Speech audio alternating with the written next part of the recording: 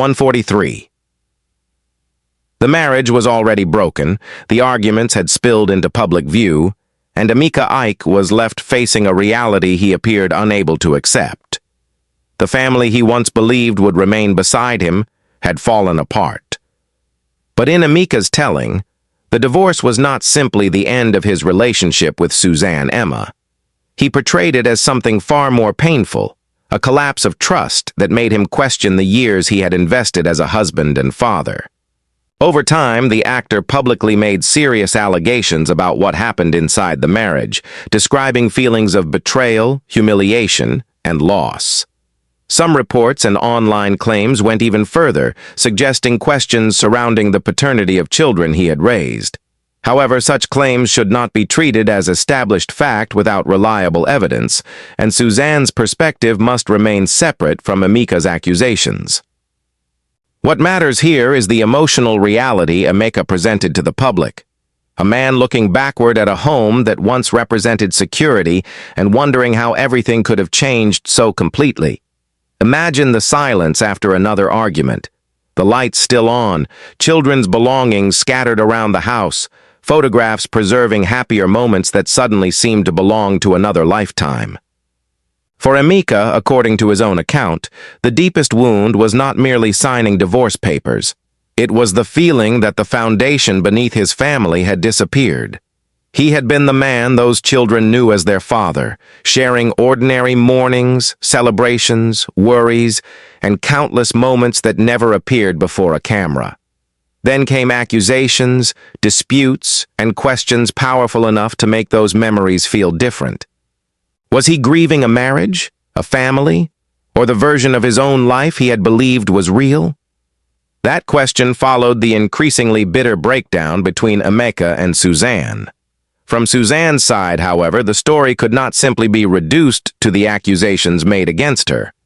A marriage seen from outside rarely reveals everything that happened behind closed doors. Yet Emeka's public words showed how deeply he believed he had been wronged. And at 21, 43, imagine him alone after the noise had disappeared, staring at an old family photograph. Everyone inside that photograph was still smiling. Nothing in that frozen image knew that years later, the man looking at it would be asking himself when, exactly, the family he thought he knew had begun to slip away. Before everything became a public battle, there was a time when Emeka Ike and Suzanne Emma were simply husband and wife, sharing a home and raising a family away from the cameras. Outside those walls, Emeka was one of the recognizable faces of Nollywood, a man whose image belonged to movie screens, interviews, premieres, and audiences who thought they knew him. But fame stopped at the front door. At the end of a long day, there was still the familiar sound of a door opening, shoes crossing the floor, children moving through the house, meals waiting on the table, and a telephone placed aside while ordinary family life continued. In those moments, Emeka was not playing a character. He was a husband and a father, apparently believing that the life being built around him would survive far longer than any film role. There were birthdays, school days, family photographs, and countless small routines that seemed too ordinary to remember at the time. Perhaps that was precisely why the collapse would later feel so devastating. A person rarely photographs the moment a marriage begins to fracture. There is no camera waiting when warmth slowly becomes distance. According to Emeka's later public accounts, serious disagreements eventually developed between him and Suzanne, and the relationship became increasingly troubled. But those cracks did not necessarily announce themselves all at once. A family can appear completely normal from outside, while, behind closed doors, two people have already begun standing on opposite sides of an invisible line. The dinner table remains in the same place. The children's voices still fill the rooms. The lights still come on every evening. Yet something between husband and wife has changed. Conversations become heavier. Silence lasts longer. Small disagreements carry the weight of older, unresolved conflicts. Emeka would later describe the marriage through the language of hurt, betrayal, and loss, while Suzanne's side of their troubled relationship cannot simply be replaced by his allegations. At this stage, There was still no need for outsiders to know every disagreement. What mattered was that the distance was growing. The home Emeka apparently regarded as his safest place was slowly becoming the center of a conflict that would eventually move far beyond its walls.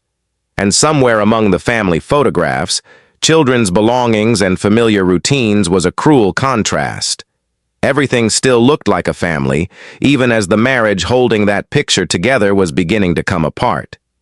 One evening, the phone rested silently on the table, the children were somewhere inside the house, and two people who had once imagined a future together were now separated by a distance no photograph could show. By the time the cracks could no longer be hidden, the marriage between Emeka Ike and Suzanne Emma had moved far beyond the kind of disagreements that could simply disappear after a quiet night.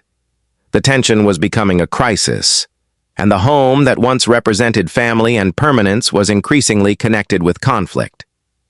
According to Emeka's later public accounts, he believed he had been deeply wronged inside the marriage, and his descriptions carried the unmistakable weight of anger, disappointment, and betrayal.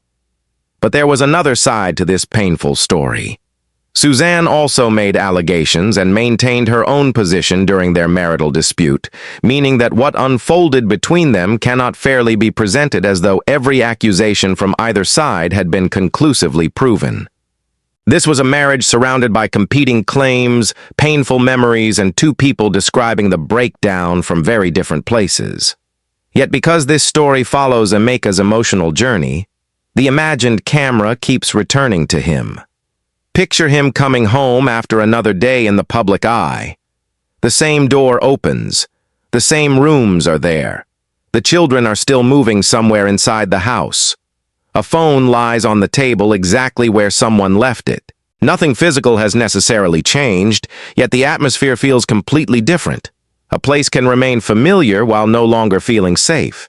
Perhaps that is one of the quietest forms of heartbreak, realizing that the person sleeping only a few feet away has slowly become someone you no longer understand.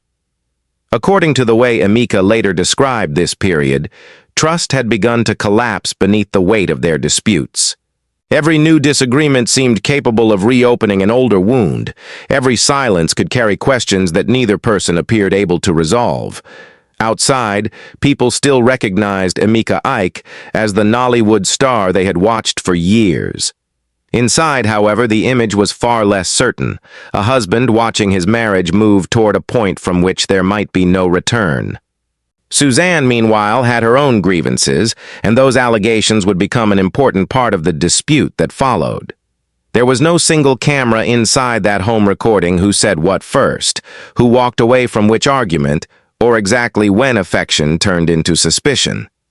There were only two people whose versions of the marriage were moving further apart. And sometimes the most painful moment is not the day divorce papers finally arrive. It is much earlier, the evening when someone looks across a familiar room at the person they once trusted completely and realizes that the distance between them has become impossible to cross. Somewhere in that house, the children continued with their ordinary lives while the adults around them were approaching a conflict that would soon become impossible to keep behind closed doors. By this point, the marriage was no longer breaking quietly behind a closed door. What had begun as disagreements between Emeka Ike and Suzanne Emma was moving into a far more painful territory, where private conflict became public dispute and serious allegations began surrounding two people who had once promised to build a life together. They were no longer simply a husband and wife struggling to understand each other. Increasingly, they appeared as two opposing sides, each carrying a different account of what had happened inside their home. Suzanne had made serious allegations of her own, while Emeka would later publicly reject accusations against him and describe himself as someone who had suffered deeply through the collapse of the marriage. None of those competing claims should automatically be treated as proven simply because they were repeated publicly. But emotionally, something had clearly changed. In the way Emeka later told his story, this was the period when the things he once trusted seemed to be falling away one after another. His marriage, his home, his reputation, and eventually his understanding of what remained of the family he had tried to protect. Imagine one small object lying somewhere in that increasingly divided world. A wedding ring. Years earlier, it had represented permanence. It was small enough to disappear inside a closed hand, yet it carried an enormous promise. 2 people, 1 home, 1 future. Now that same ring could have become a reminder of everything slipping beyond reach. Outside the house, questions were growing. Inside it, familiar rooms could no longer erase the tension. Photographs remained on walls. The children's belongings were still there. Everyday life continued around a marriage that was becoming increasingly difficult to recognize. For Emeka, according to his own later accounts, the conflict was no longer only about whether he and Suzanne could remain together. It was becoming a struggle over trust, identity, reputation, and the meaning of the years he had invested in that family. Suzanne, however, had her own version of the marriage and her own allegations, making the dispute far more complicated than a simple story with one innocent person and one villain. 2 narratives now stood opposite each other, and between them were years of shared memories and children who had once made the word family seem unquestionable. The wedding ring could be removed from a finger.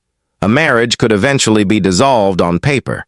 But memories could not be separated so cleanly, and divorce still was not what Emeka would describe as the deepest wound.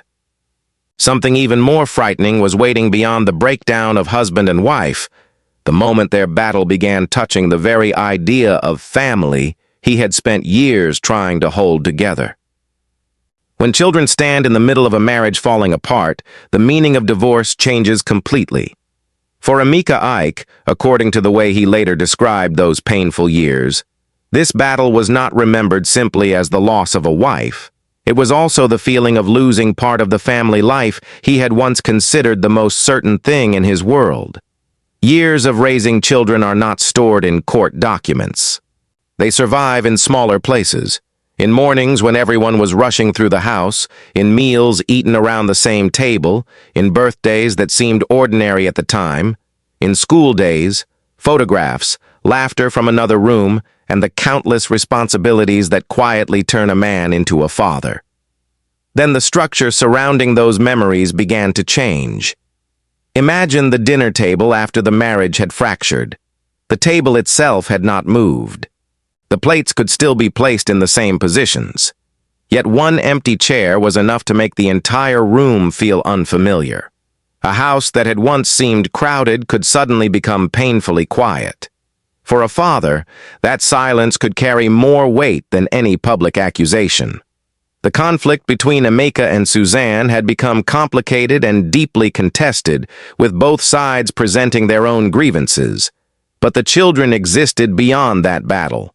They should not be reduced to evidence, weapons, or dramatic twists in the story of 2 adults separating. They were part of a family whose shape was changing around them. And from Emeka's perspective, that transformation appears to have carried its own kind of grief. Fame could not protect him from it. A successful film could not recreate an ordinary evening at home. Applause could not replace familiar footsteps in a hallway. The man audiences recognized from Nollywood still had to confront the private reality that the life waiting for him after the cameras stopped was no longer the life he remembered. Perhaps that is why family breakdown can hurt in ways that are difficult to explain publicly. You are not only mourning a relationship, you are mourning routines, expectations, and a future you once assumed would happen. Somewhere there were old photographs of Emeka surrounded by family, frozen moments from years when nobody inside the frame knew how differently their lives would eventually look. And late in the evening, when arguments and accusations were finally replaced by silence, one empty chair at a familiar table could say more about what had been lost than any headline ever could. Then came the point when the collapse of the marriage was no longer something that could be described as temporary. The relationship between Emeka Ike and Suzanne Emma moved through the legal process toward divorce, and with that change came a psychological boundary that could not easily be crossed again. Before the marriage was formally dissolved, however damaged everything had become, there was still one word connecting them: husband and wife. Afterward, that definition belonged to the past. There is no need to imagine dramatic courtroom scenes or invented conversations to understand the weight of such a moment. Sometimes the most devastating changes happen through something painfully simple: a legal decision, a document, a new status that confirms what two people may already have known emotionally for a long time. And suddenly, Emeka's life could almost be seen as a sequence of photographs. First, the younger man before marriage, carrying ambitions and imagining what his future might become. Then the husband building a home, surrounded by the routines of family life. Then the Nollywood star at the height of public recognition, appearing confident beneath lights and cameras while returning afterward to the private world he believed would remain waiting for him. And finally, Emeka, after the divorce, a familiar face carrying a completely different personal history. With each image, another layer of the man he had once been seemed to disappear. According to Emeka's later accounts, the breakdown left him with deep feelings of loss and injustice, while Suzanne maintained her own position regarding the disputes that had surrounded their marriage. The legal ending could settle the question of whether they remained married, but it could not settle every memory, accusation, or emotional wound accumulated along the way. Fame was still there. The films were still there. Somewhere, audiences could still watch a younger Emeka on screen, preserved forever inside stories filmed before his private life became so complicated. But the family he once returned to was no longer intact in the same way. That may be one of divorce's strangest cruelties. The world outside continues almost normally. Cars move through the streets. Television screens still show old movies. People still recognize your face. Yet the destination called home has changed. One evening, Emeka could look at an old photograph and see a younger version of himself standing beside the family he once believed represented his future. The photograph had not changed at all. Only the man looking at it had. And somewhere behind him, a door that had remained open through years of arguments, accusations, and uncertainty had finally closed. Years later, when Emeka Ike finally began speaking publicly again about the marriage, the divorce no longer sounded like an event safely buried in the past. According to Emeka, what happened between him and Suzanne had left wounds that survived long after their legal relationship ended. He publicly made serious claims about the breakdown of their home and repeatedly described himself as a man who believed he had lost far more than a marriage. In the version of the story Emeka shared publicly, there was anger, disappointment, confusion, and an unmistakable sense that something precious had been taken from him. But his account remained his account. Suzanne had presented allegations and perspectives of her own during their dispute, and Emeka's later statements cannot automatically become a final judgment against her. What makes this moment powerful is not deciding who won the story. It is asking why, after so much time, a man would still return emotionally to a marriage that had already ended. If divorce truly finishes on the day a court makes its decision, why do people sometimes spend years explaining what happened? Perhaps because paperwork can end a legal bond, but memory obeys no judgment. A signature cannot erase the sound of children inside an old home. A ruling cannot remove years of shared meals, photographs, celebrations, arguments, or promises. And a new chapter does not automatically destroy the pages that came before it. When Emeka spoke about those years, he was no longer the same man who had first entered the marriage. Time had passed. His children had grown older. Nollywood itself had changed. Yet certain memories appeared capable of pulling him backward almost instantly. According to his public telling, he felt betrayed by people and circumstances he once trusted, and those feelings became central to how he explained the collapse of his family. He had made claims about what he believed happened behind closed doors, but the complete truth of a deeply contested marriage cannot be reconstructed from one voice alone. Still, listen carefully to what remains beneath the accusations. Grief. Not simply grief for Suzanne, but for a version of life that no longer existed. The younger Emeka who believed marriage meant permanence. The father returning to a crowded home. The husband who once assumed tomorrow would resemble yesterday. Those versions of him remained trapped somewhere in memory. And perhaps breaking his silence was not about reopening a courtroom battle at all. Perhaps it was an attempt to explain why, after the legal fight had ended and everyone else had moved forward, a part of him still seemed to be standing inside that old house, looking around at everything that used to feel permanent and asking the same question: when did this stop being my home? 18. The room is quiet now. No arguments, no accusations being repeated, no questions waiting for immediate answers. A phone lies face down on the table, its screen dark, while somewhere across the room an old Nollywood movie plays quietly on television. And there he is, Emeka Ike from many years ago. Younger, sharper, confident beneath the lights, walking through a scene with the certainty of a man who cannot yet see what waits beyond the edge of the screen. That younger Emeka does not know that one day his private life will become something strangers discuss, debate, and interpret. He does not know that a marriage will end, that serious allegations will emerge from both sides, or that memories once belonging only to a family will eventually be examined by people who were never inside their home. Outside the television is the Emeka of today. Between these two versions of the same man lies an entire chapter that cannot be replayed as easily as an old movie. A marriage that ended, years of conflict, competing accounts of what happened, and time that no court decision could ever return. There is no need tonight to decide who was completely right or completely wrong. Suzanne has her own history of that marriage. Emeka has the version he has publicly shared. And perhaps somewhere between those separate memories are moments neither side could ever explain completely to an audience.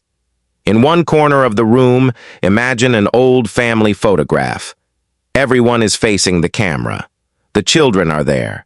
The adults are there. Someone may be smiling.